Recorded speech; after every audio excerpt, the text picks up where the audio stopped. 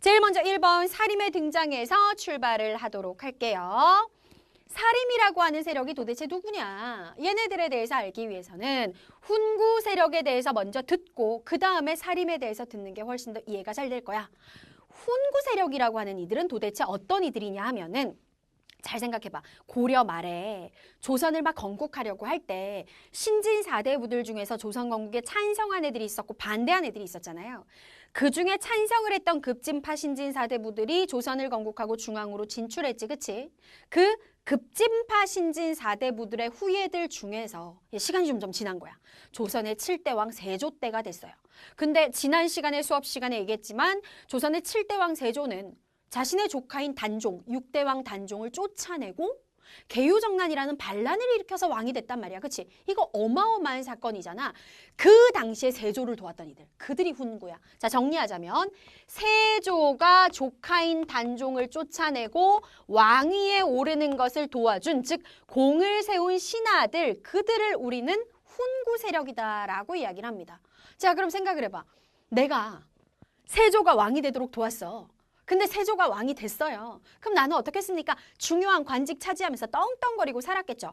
당연히 중요한 관직 차지했고 경제적으로는 무지하게 부자였겠지. 그래서 훈구 출신들은 넓은 땅을 가진 대지주들이었다. 무지하게 부자였다는 뜻이고요.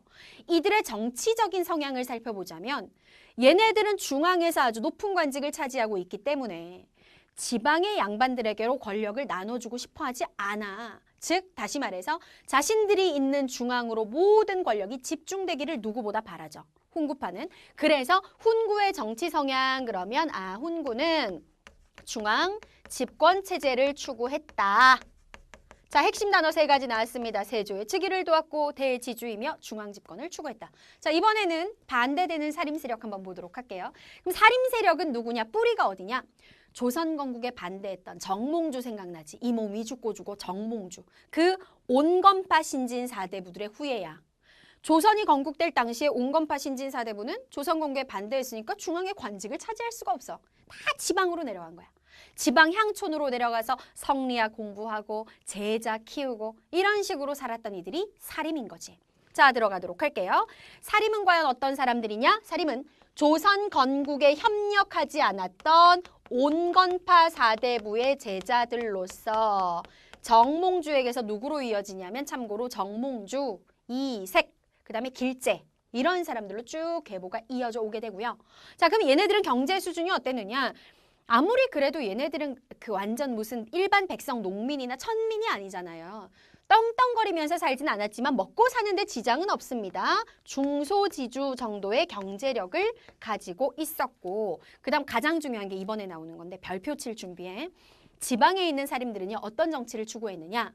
권력이라고 하는 게 너무 왕이나 주요 신하들에게로 집중되면 안 된다라고 생각을 해요. 즉 지방, 향촌으로 권력이 나뉘어져서 지방의 양반들에게도 좀 정치에 참여할 수 있는 기회가 주어져야 된다. 향촌 자치를 추구했고 또 하나 사림 세력이 목숨보다 중요하게 생각했던 게 뭐냐? 밑줄 별표 왕도 정치입니다.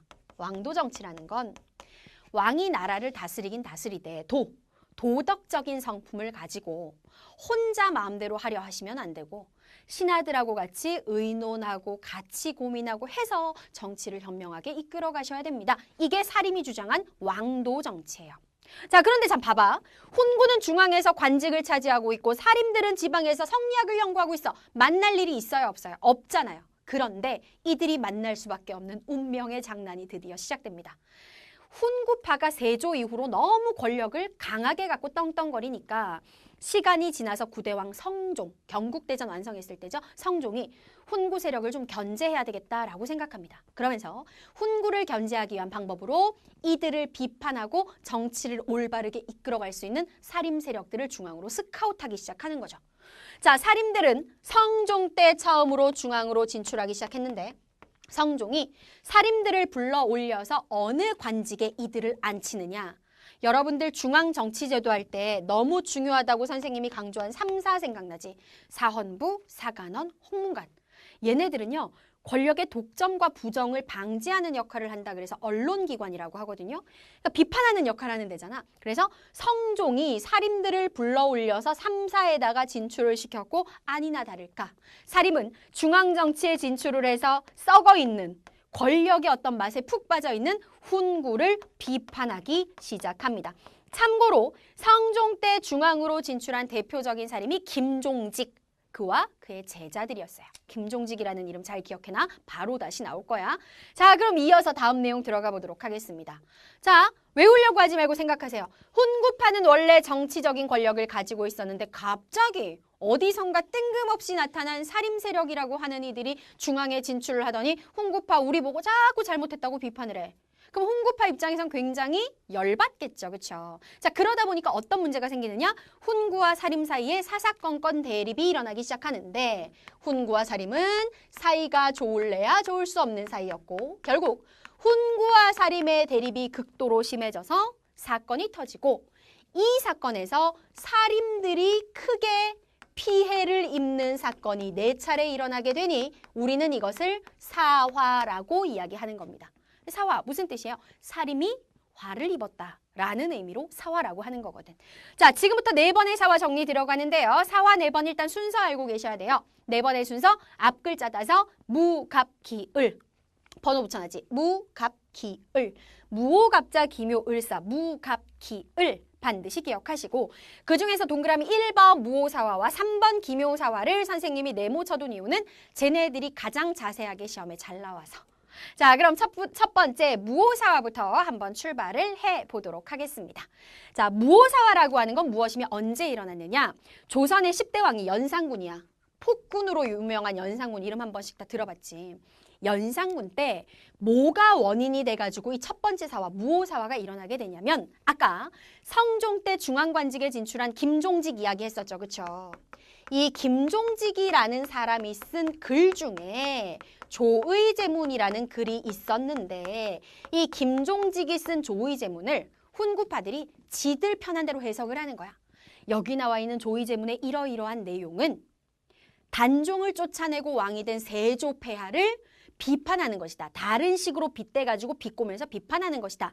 라고 해석을 해가지고 그 해석한 내용을 연산군한테 갖다 보여주고 사림이 이것들이 이런 짓을 지금 하고 있습니다. 라고 일러 바친 사건이에요. 이게 김종직의 조의제문 사건인데 그 얘기를 들은 연산군이 저것들을 전부 다 처벌하라.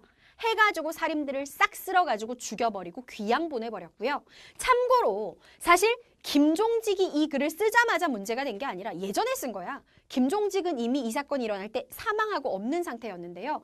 그 글을 쓴 게 김종직이다 해가지고 김종직의 무덤을 파헤쳐서 시신을 갈기갈기 찢어버리는 그런 형벌에 처하게 됐어요. 되게 끔찍하죠.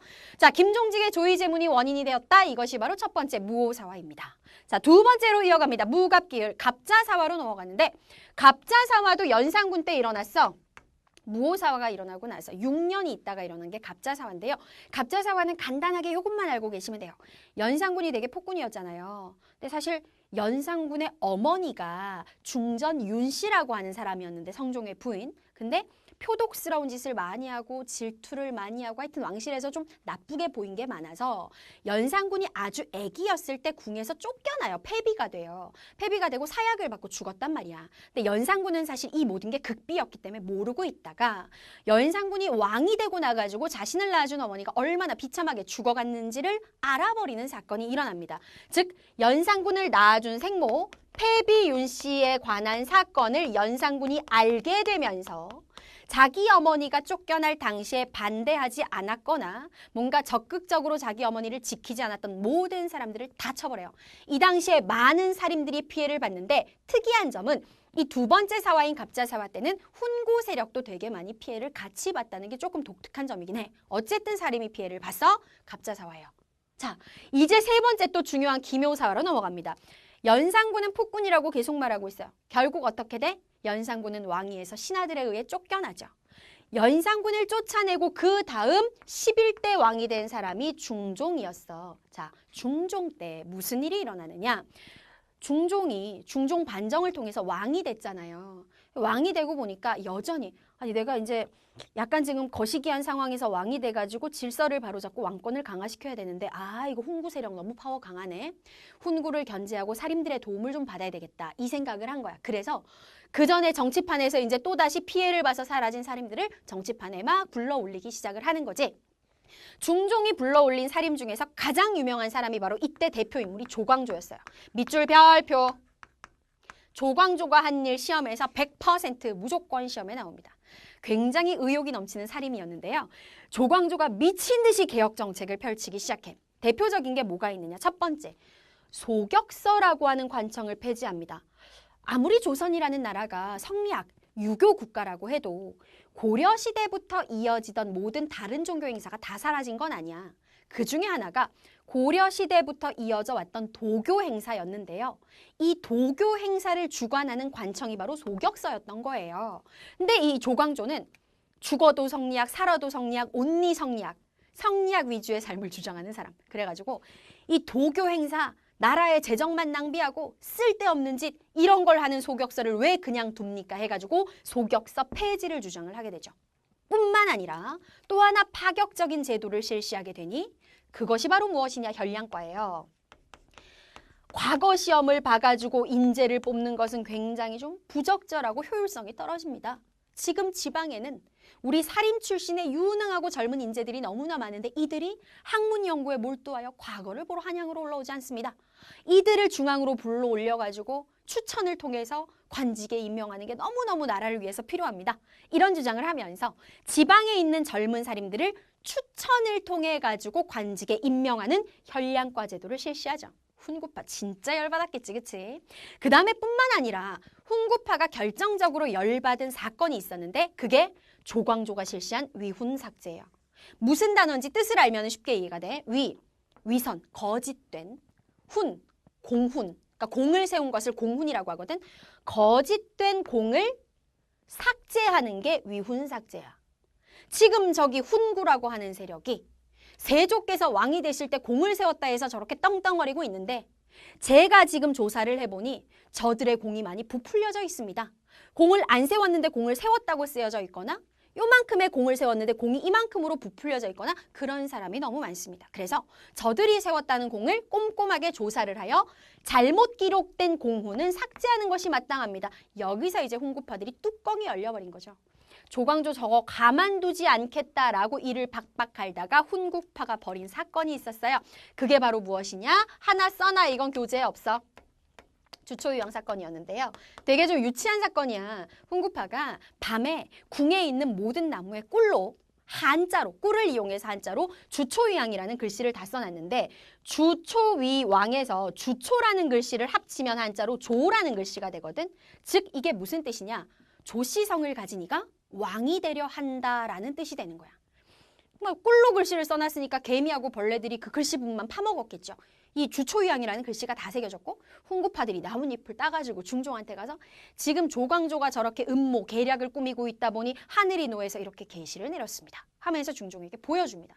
중종이 사실은 그걸 믿었다기보다도 처음에는 조광조를 되게 이뻐했는데 너무 급진적인 개혁을 과감하게 추진을 하는 것을 보고 부담을 느끼기 시작하던 차였거든요. 그래서 훈구파의 어떤 주초위왕 사건 모함을 계기로 해서 조광조 쫓아내고 정치판에서 살인들을 축출합니다. 이게 바로 기묘사화의 내용이에요.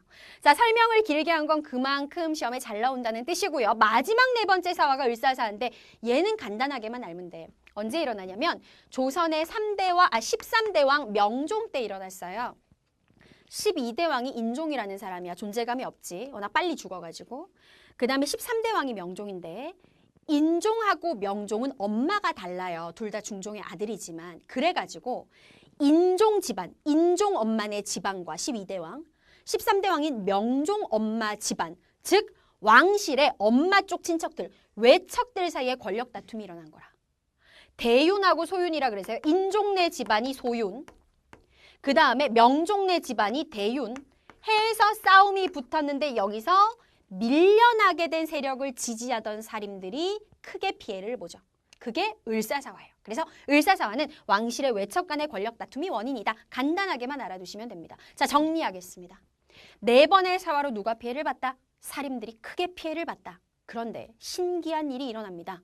그렇게 피해를 심하게 봤음에도 불구하고 사림들은 계속 성장해요. 지방에서 막 제자들을 계속 중앙으로 올려보내. 잡초같이 끈질긴 생명력을 가지고 있는 거지. 그게 가능했던 이유가 뭐냐?